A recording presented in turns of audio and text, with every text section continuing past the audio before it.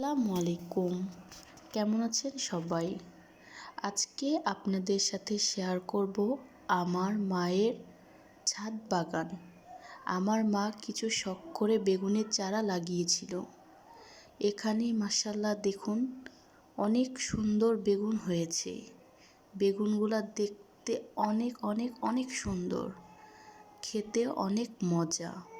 বেগুনগুলা প্রায় খাওয়ার উপযুক্ত হয়েছে। আরও শখ করে লাগিয়েছে করল্লা গাছ। এখানেও মাশাআল্লাহ অনেক সুন্দর করল্লা ধরেছে। করলাগুলো খাওয়ার উপযুক্ত। আরও শখ করে লাগিয়েছে পেঁয়াজের চারা। পেঁয়াজ থেকে পেঁয়াজ কলি বের হয়েছে। এগুলা দিয়ে মাছ ভুনা করা অনেক মজা, আমার কাছে খুবই ভালো লাগে। আরও লাগিয়েছে কুমড়োর চারা। এখানে কুমড়ো ফুল হয়েছে, এগুলা দিয়ে বড়া বানিয়ে খাবো।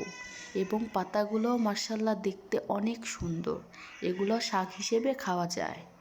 আরও লাগিয়েছে ধনিয়া পাতা।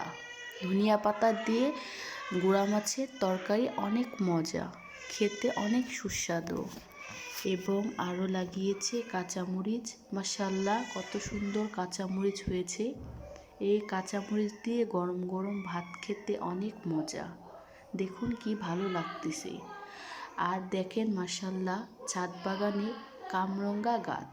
কামরঙ্গা গাছে কামরঙ্গা দেখতে কত ভালো লাগতেছে। এই কামরঙ্গা লবণ দিয়ে খেতে অনেক মজা লাগে, দেখতে অনেক ভালো লাগে। আরও লাগিয়েছে বড়ইয়ের চারা। বড়ইগুলা দেখেন মাশাআল্লাহ কত সুন্দর, আস্তে আস্তে বড় হচ্ছে। এগুলা দিয়ে লবণ দিয়ে খেতে টকটক অনেক মজা লাগে।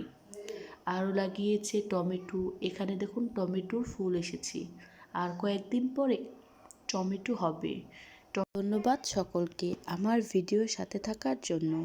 আমার ভিডিও যদি ভালো লেগে থাকে তাহলে একটা লাইক, কমেন্ট, শেয়ার দিয়ে আমার পাশে থাকবেন এবং আমার চ্যানেলটি সাবস্ক্রাইব করবেন। ধন্যবাদ।